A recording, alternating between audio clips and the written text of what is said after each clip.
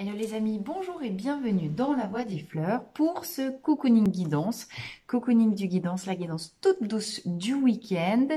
En mode, voilà, on se chouchoute, on se fait du bien, on se met pas de pression, on vit à son propre rythme.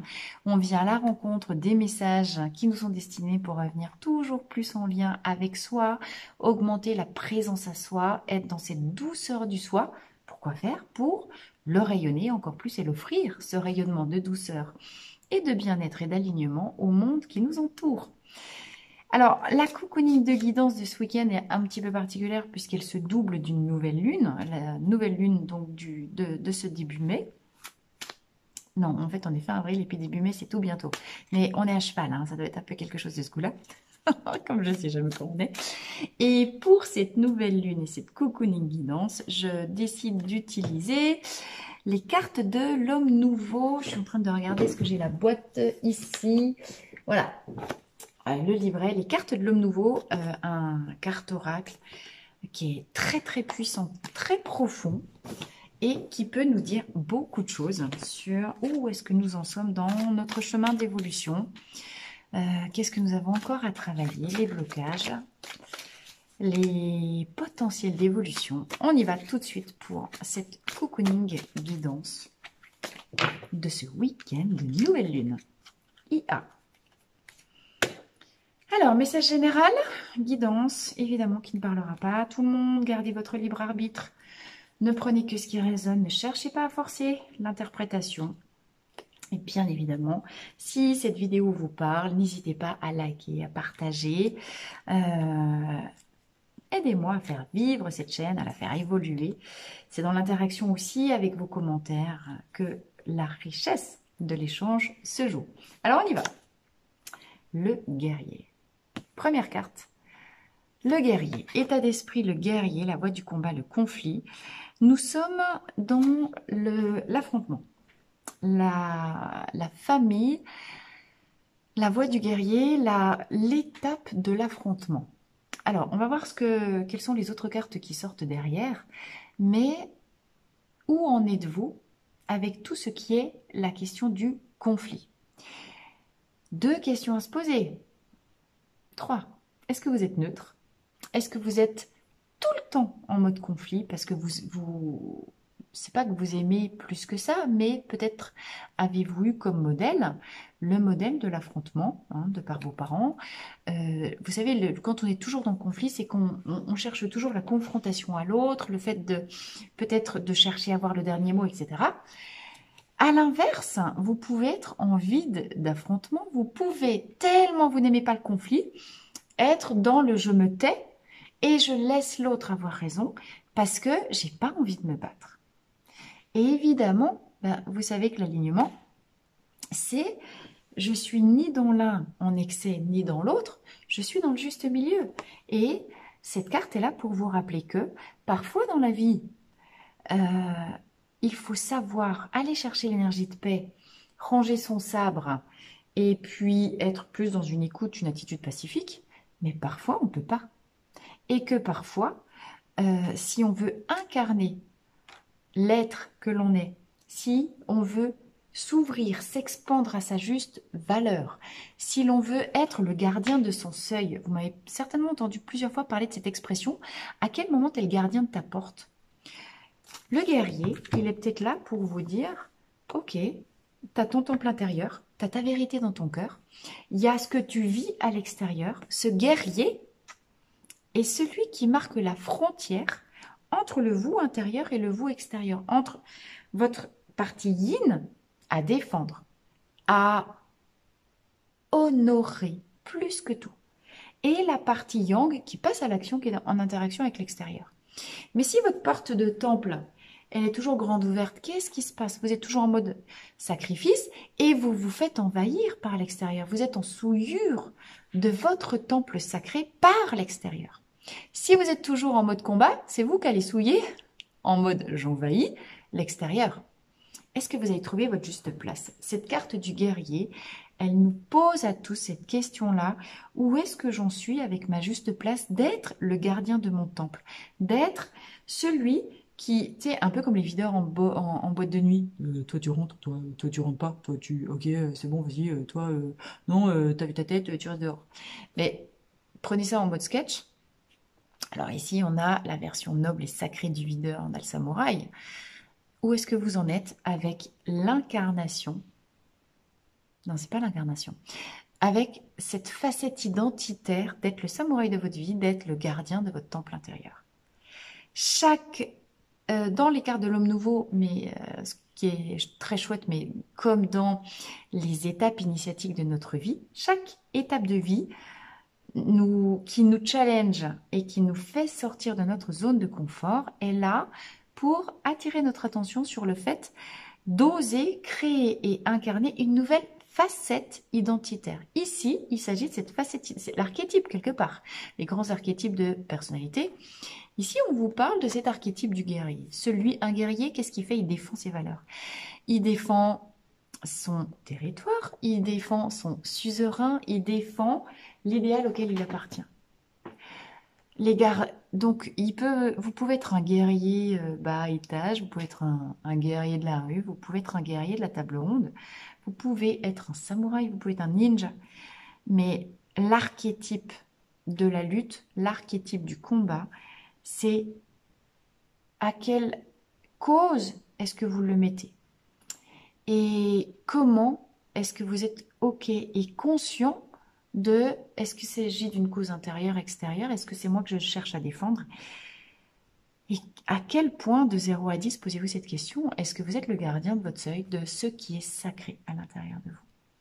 Comment vous osez faire vivre cette fibre à l'intérieur de vous? Alors, on va voir ce qu'on nous dit les cartes suivantes du guerrier.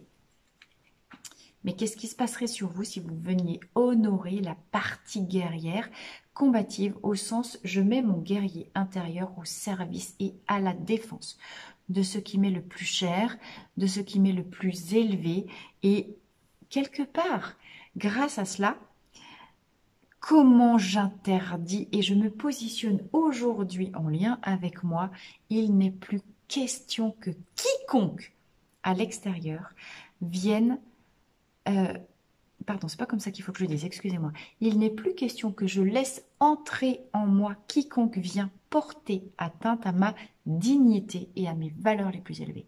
Je suis mon guerrier, je suis le protecteur de ce qui est mon niveau d'exigence, de comment j'ai envie de vivre ma vie. Avec quel niveau d'élévation ou de médiocrité, c'est vous qui décidez. Alors évidemment, si je dis médiocrité, c'est hyper... c'est négatif. Mais il y a...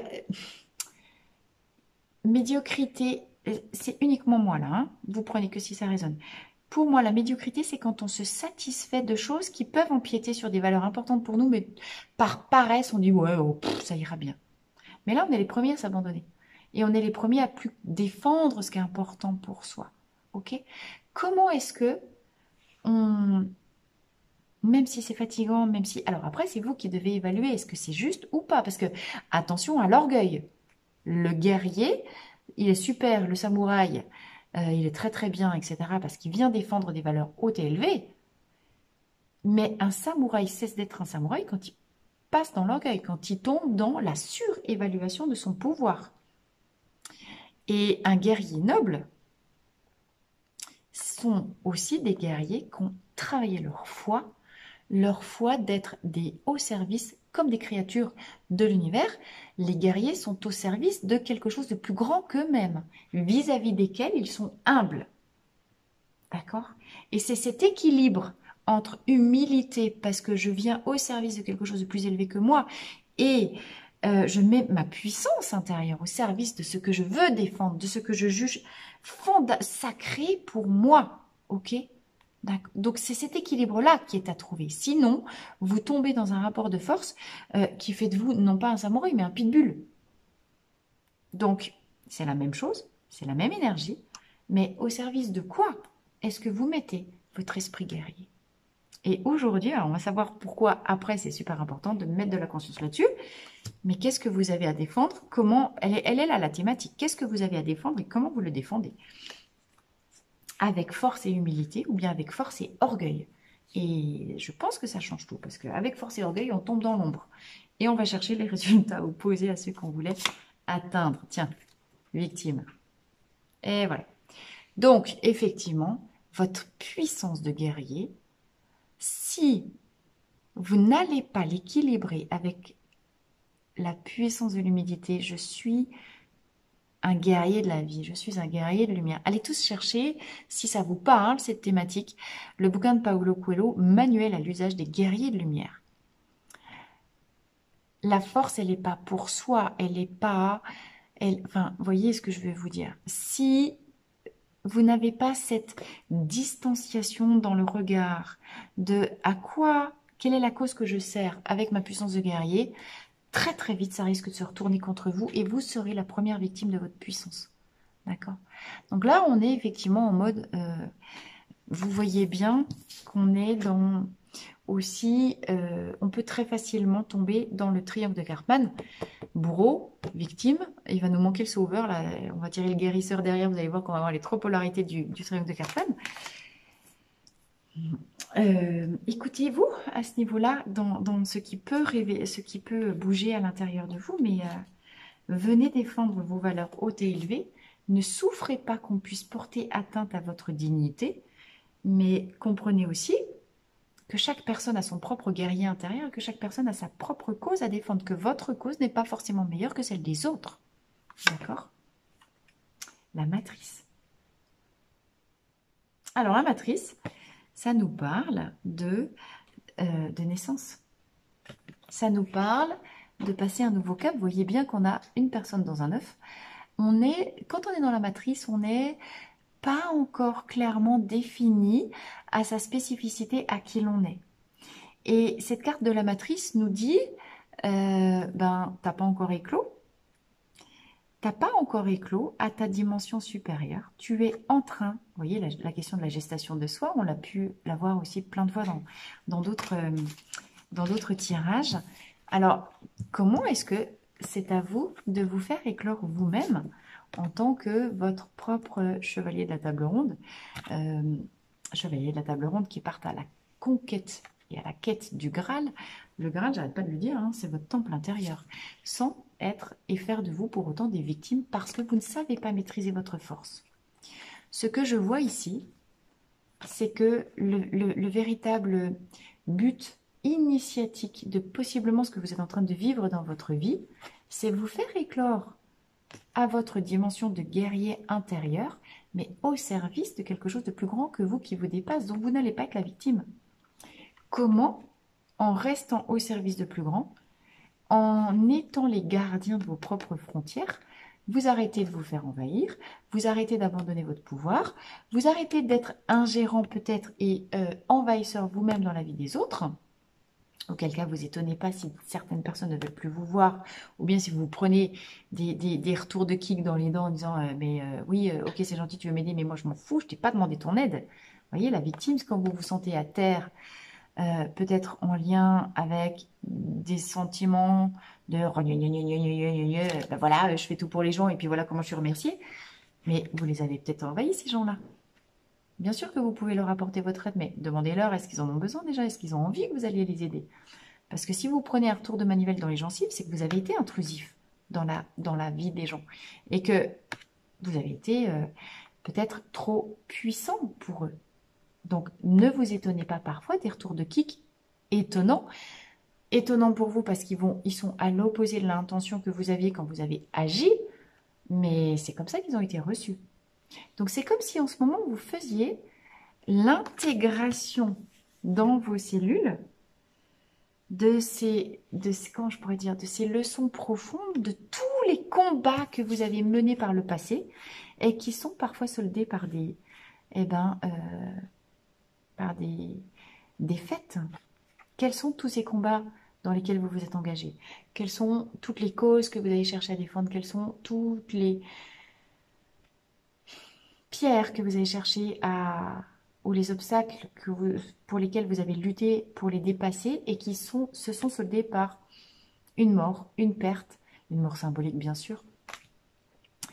Et comment aujourd'hui, dans une période de transition avant d'arriver à un stade plus élevé de vous, dans un possible passage où le temps semble s'être arrêté dans les événements de votre vie, vous êtes en train d'intégrer, de mûrir, d'incorporer dans votre mémoire cellulaire les mémoires de tous vos combats passés pour vous élever de juste guerrier des rues à véritable samouraï au sens le plus noble et le plus élevé qui soit.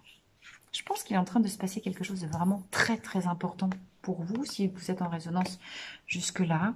Comment vous apprenez à gérer la prise de risque? Comment vous apprenez à moduler l'effort? Comment vous apprenez à accepter le combat si la cause vous semble importante ou à le refuser en disant « ce n'est pas ma cause, ce n'est pas mon combat, je ne m'y engage pas ». Et là, pif, je me retire du truc. Et pas question d'aller laisser des plumes dans des combats qui... Combien de fois on s'est engagé pour aller... On a pris parti possiblement pour des gens, mais ce n'était pas nos combats. Et on est resté sur le carreau à la fin. Et c'est normal. Est-ce que vous connaissez vos combats? Vraiment, les combats profonds, les combats de l'ordre de votre essence. Alors ici, j'ai le séducteur. Je vais chercher la carte d'après. Le séducteur qui nous parle de la voie de la sexualité de l'union. Et on a le mystique. Et le mystique qui est dans la voie de la contemplation de ce qui est plus grand que soi. Vous voyez, on retombe un petit peu sur ce qu'on était en train de dire. Et l'ambassadeur. L'ambassadeur qui cherche la paix. Alors l'ambassadeur, c'est celui qui, vous voyez, en cas de conflit, vient agiter le drapeau blanc. Ok, il y a certains moments, il faut faire perdurer le combat. Il y a certains moments, il faut savoir s'arrêter juste à temps. C'est exactement ce que je vous disais. Est-ce que les combats dans lesquels vous vous êtes toujours engagés étaient les vôtres? Est-ce qu'ils en valaient la peine? Autre lecture, si vous êtes engagé dans des conflits aujourd'hui avec certaines personnes de votre vie, est-ce qu'il ne serait pas l'heure de faire la paix? Et est-ce que on peut danser sa vie et ses rapports autrement que toujours dans le conflit? Si vous voyez, ça rejoint la toute première question que je vous ai posée. Est-ce que vous êtes quelqu'un qui aimait le conflit voilà, du samouraï. Est-ce que vous observez que chaque fois que vous avez eu un rapport avec quelqu'un, en fait, vous êtes dans la lutte, d'accord, avec vos patrons, avec vos enfants, avec votre conjoint, avec vos parents. Il y a des moments où il faut savoir danser, il faut savoir lutter. Il y a des moments où il faut savoir danser et s'unir avec l'autre. Dans l'union symbolique, là, je suis contre, là, je suis avec. Et encore une fois, toujours être contre. Au bout d'un moment, je suis terrassée de fatigue. Comment j'apprends à être aussi dans la contemplation de ce qui est plus grand que moi, dans la contemplation des mystères sacrés de la vie, le mystère de la relation à l'autre. Comment vous intégrez vos expériences passées, les expériences de tout ce qui a pu vous laisser à terre, pour contempler et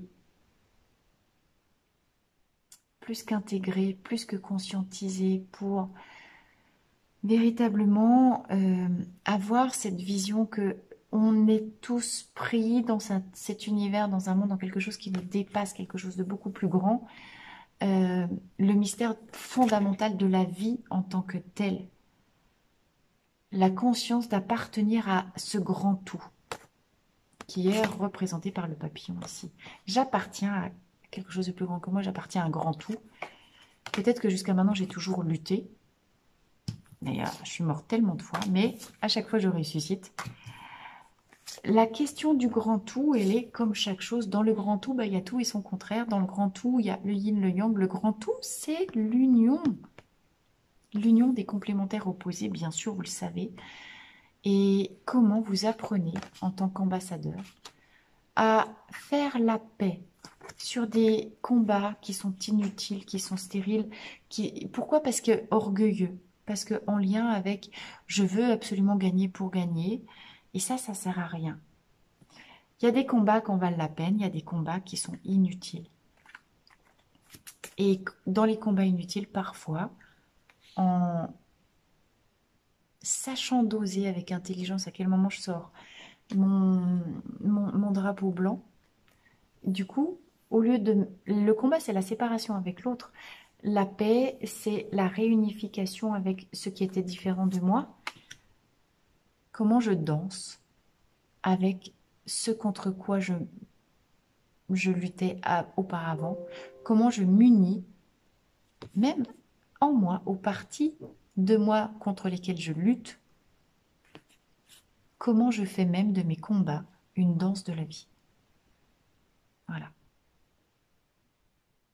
Et on vous dit, c'est la loi de l'éternité, c'est la loi du vide, incroyable. Et encore juste derrière, j'ai le fou, j'ai un nouveau départ.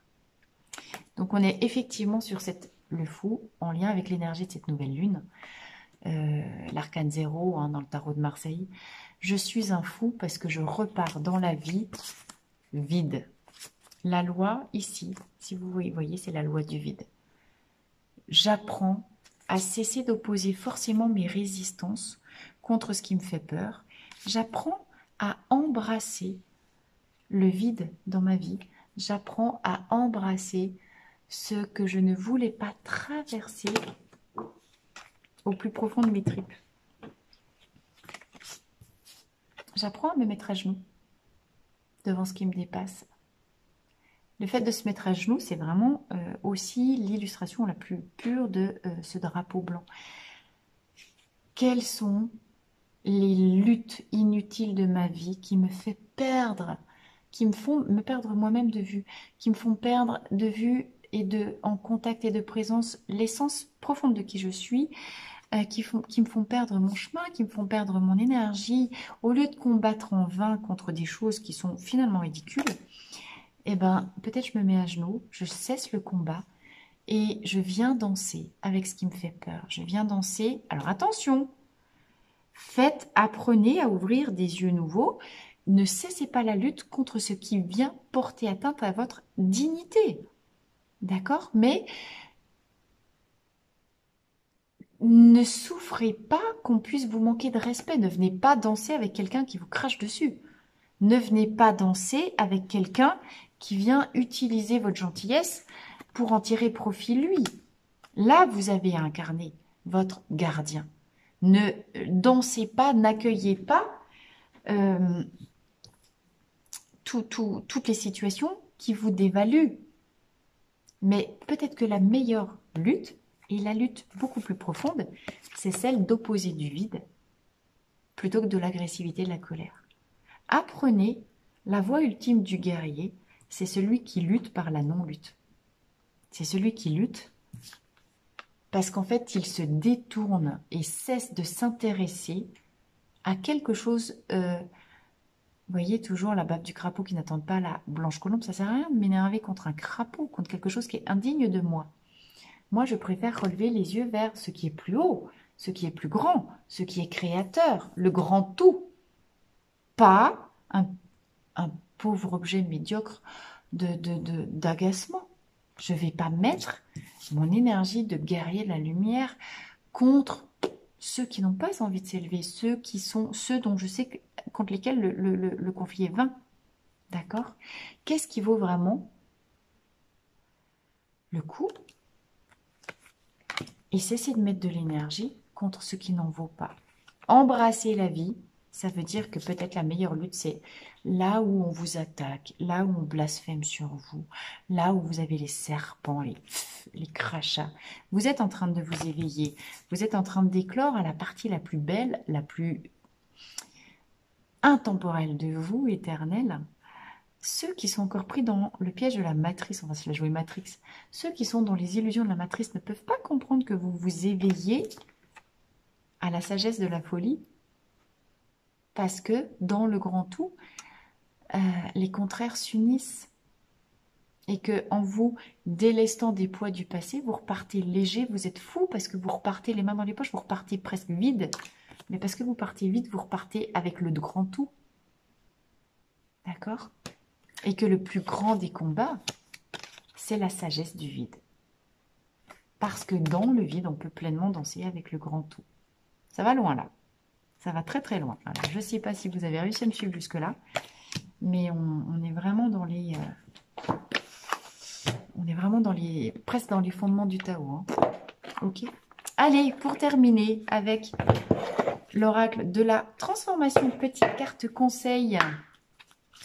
Petite carte conseil pour ce week-end, c'est cocooning guidance. Comment j'incarne ma place? Quelles sont les luttes qui en valent la peine? Et comment j'apprends à opposer le vide à ce qui n'a pas d'importance? Petit conseil, des papillons pour ce week-end. Religion et spiritualité.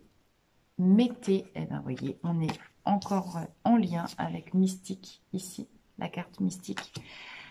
Quelles sont les causes spirituelles qui valent vraiment pour vous la peine d'être défendues? Quelles sont les quêtes qui valent vraiment la peine d'être défendues pour vous? Et comment vous combattez non plus par orgueil, mais par foi? Quelle est la spiritualité, le sens spirituel, c'est-à-dire le sens... La religion, c'est plus dogmatique. Si vous ne prenez pas, ça ne vous parle pas, vous ne prenez pas. Si ça vous parle beaucoup, si vous avez besoin des rituels religieux pour vous élever, vous prenez. Vous faites comme ce qui est juste pour vous. La spiritualité, c'est juste chercher à élever son esprit spirituel, spiritus, l'esprit, parce qu'on comprend par l'esprit qu'on est tous reliés à quelque chose de beaucoup plus grand qui nous dépasse. On nous parle de « je lâche ce qui me retient dans la matière et ce qui empêche d'élever mon esprit pour aller connecter les esprits les plus hauts ». C'est bien l'objectif des travailleurs et des guerriers de la lumière. Ça nous reparle encore du bouquin de Paulo Coelho, « Guerrier de la lumière ». Où en êtes-vous dans votre rapport, dans votre éveil à ce qui est plus grand que vous? Comment vous le manifestez dans votre vie? D'accord? Comment peut-être, pour le manifester dans votre vie, on vous encourage à prendre un travail d'indépendant? Peut-être que votre voie passe par une transformation d'un statut de salariat à un statut d'indépendant. Encore une fois, ça ne parlera pas à tout le monde. Si vous vous posez la question et que vous tombez à ce moment-là sur cette carte, c'est que la réponse est oui. Votre chemin est destiné à quitter le salariat pour trouver une voie qui est la propre, votre voie à vous. Et c'est peut-être en ça qu'il va falloir vous battre et sortir les armes pour défendre votre rêve de vous installer un jour à votre compte. Et dernier conseil des papillons. Loisirs. C'est bien de lutter, c'est bien de courir partout, c'est très bien de travailler. Encore une fois, venez chercher à toujours équilibrer les complémentaires opposés, travail avec loisir. Le loisir, il est super important parce que c'est dans le repos, un petit peu à l'image de cette carte de la matrice, c'est dans les temps de loisir et de détente qu'on intègre les énergies de tout le travail qu'on a fait auparavant. Ok? Donc, manifestement, votre chemin dans ce nouveau cycle de cette nouvelle lune vous invite ou vous prépare au fait que possiblement, dans très peu de temps, vous éclosez à une nouvelle dimension de vous, plus spirituelle, plus équilibrée, plus harmonieuse. Dans cette nouvelle version de vous, il y aura une importance accrue à l'aspect spirituel, la connexion au grand tout, et qu'il est fondamental, donc beaucoup de travail, mais fondamentalement prendre des temps de silence, des temps de pause pour être des temps d'intégration de toutes les informations qui descendent pour vous. Dans cette nouvelle phase, puisque vous repartez nu sur le chemin, quand on sort de l'œuf, on est nu. Hein. On est nu, mais donc on est pur. On est nu, on est libre. On est libre parce qu'on est équilibré et on est libre parce qu'on sait être son décideur. Quand est-ce que j'ai envie de lutter? Quand est-ce que j'ai envie de danser? D'accord? Parce qu'il est hors de question. S'il y a quelque chose qui s'est terminé dans ma vie, c'est être une victime. Je ne laisserai plus jamais personne me saccager, me dire ce que j'ai à faire, me manquer de respect, à commencer par moi-même. Je suis mon propre gardien contre moi. D'accord? Et pour ne pas tomber dans l'orgueil, je m'en remets à plus grand que moi-même. et je viens chercher la puissance par l'équilibre de l'humilité. Ok les amis? Eh bien écoutez, réfléchissez à cette loi du vide. Une des plus grandes puissances est celle de l'intégration du vide. J'arrête de lutter contre le vide qui me fait peur parce que je comprends que quand je fais de la place au vide, c'est aussi la place au renouveau que je suis en train de préparer. Ok? Je vous embrasse tous très très fort. Merci pour votre présence, merci pour votre fidélité, merci pour le fait voilà, de toujours répondre présent, regarder les vidéos, mettre vos commentaires encore une fois. Je suis ravie de vivre cette expérience avec vous. Pour ceux qui habiteraient dans l'Est de la France, premier week-end de juillet, stage de pleine reconnexion à soi. En pleine nature, dans le parc naturel des Vosges, week-end connaissance de soi et découverte des fleurs de bac en pleine nature. Les fleurs sont les outils les plus puissants et subtils pour aller à la rencontre de ces émois les plus profonds. Si ça vous intéresse, vous avez un lien en bas dans le texte de présentation de la vidéo. Stage, voilà, découverte de soi et des fleurs de bac dans une nature enchanteresse. N'hésitez pas à m'écrire si vous avez besoin de plus de précision. En cliquant sur le lien, vous avez le programme complet du stage. Vous avez aussi accès à toutes les autres informations qui peuvent me concerner et dans la Voie des Fleurs. Je vous souhaite un excellent week-end et je vous dis à très très vite sur la Voie des Fleurs. À bientôt.